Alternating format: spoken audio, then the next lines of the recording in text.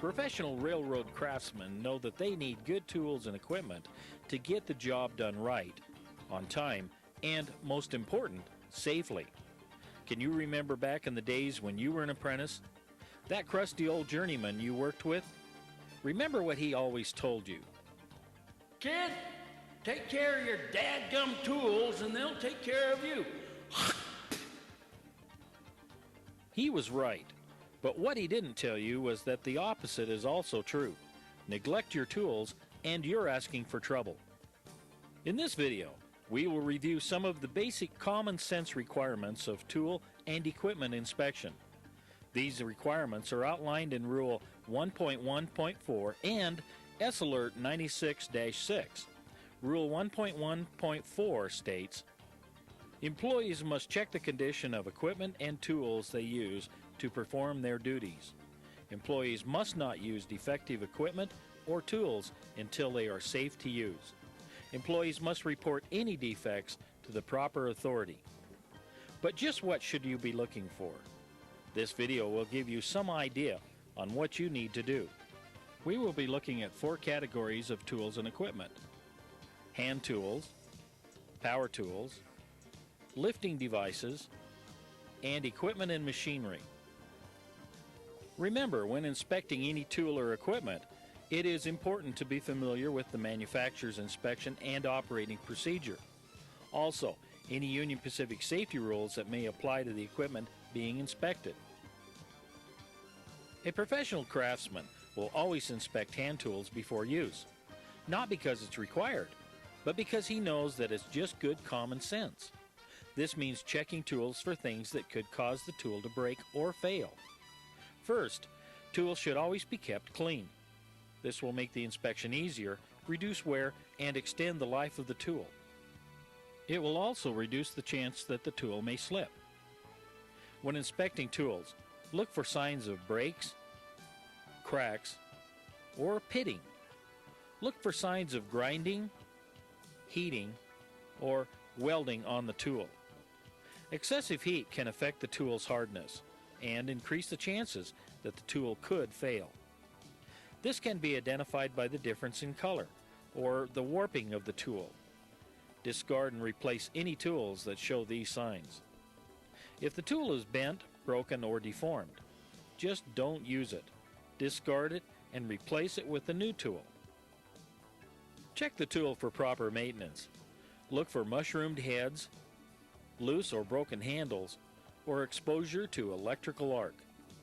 Repair or replace poorly maintained tools before use. According to Rule 1.23, altering equipment, you should never use modified or homemade tools. Instead, consult your supervisor or the SCAT catalog for the proper tool for the job. Now let's talk about power tools. Power tools are real handy at work or at home. They're designed for safe use, as long as the user pays attention to what he's doing and keeps the tool in good condition. Before using any power tool, make sure that the tool is not missing anything such as guards or covers. Inspect electrical cords for signs of wear, cuts, or exposed wires. Also, make sure that the tool is properly grounded. Check that the 3-pronged cord is intact. Inspect hydraulic hoses for fraying, wear, or cuts. Check that the hose fittings are tight and that there are no leaks. In the same manner, check air hoses for damage, wear, or cuts. Check that fittings are secure and tight. Now let's look at lifting devices. Lifting devices include slings, wire rope, chains, hook, rings, and fixtures. It is especially important that this equipment be in top shape. Using poorly maintained, worn, incorrect, or broken lifting devices is an invitation for disaster to come crashing down. Whenever using any lifting device, make sure that the device is capable of handling the load. Information on the capacity of the device may be stamped on the device or on an attached tag, or it may be obtained from the manufacturer. Inspect slings for broken fibers, cuts, or tears. Never reuse a sling that has been kinked, stretched, or overloaded. Overloading of a sling is indicated by the tattletale threads. Oil and grease can weaken a sling. Discard and replace slings that show any of these signs. Inspect wire rope slings for unstranding or broken wires. They must be free of any internal or external corrosion. Look for signs of crushed wires, kinks, or twists. Wire rope connections must not be corroded, cracked, bent, or worn. See Rule 77.18 for detailed information on inspecting wire rope. Chains must be designed for lifting with minimum of grade 80 high-strength steel alloy. Lifting chains require a thorough inspection, link by link. Chains should be inspected for signs of distortion, worn, or missing links. Look for twisted or bends, nicks, or gouges in the links. Refer to Rule 77.19 for detailed information on inspecting lifting chains.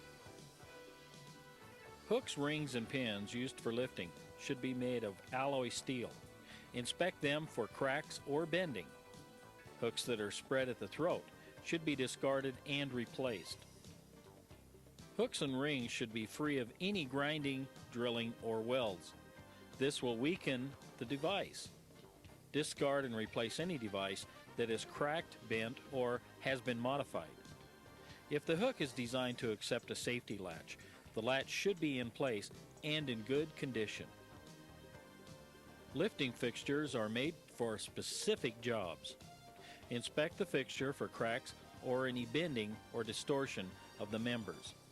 Look for excessive wear on pins and hooks. Make sure that all safety latches, pins, and guards are in place and in good condition. There are many types of equipment and machinery that we use on the railroad every day. It is just not possible to cover all of them in this video. So let's just cover some of the basics. Vehicles should be inspected daily for defects. Check important items such as fluids, brakes, and seat belts. Refer to Rule 74.0 for requirements. Overhead cranes and hoists should be inspected per requirements in S-Alert 95-3 and Union Pacific Policy 90.7. Oxy-fuel torches should be inspected daily per requirements in Rule 79.0 and S-Alert 95-6. Basically, all equipment and machinery should be inspected before use to ensure that it conforms to manufacturer's specifications and that all guards and safety devices are in place and in working order. If you need additional information on any equipment or machine, consult the operator's manual, your supervisor, or manager. Inspecting tools and equipment before using them is the sign of a skilled professional. A professional that takes his job and his personal safety seriously. Remember, safety is my responsibility. Please, take care and have a safe working day.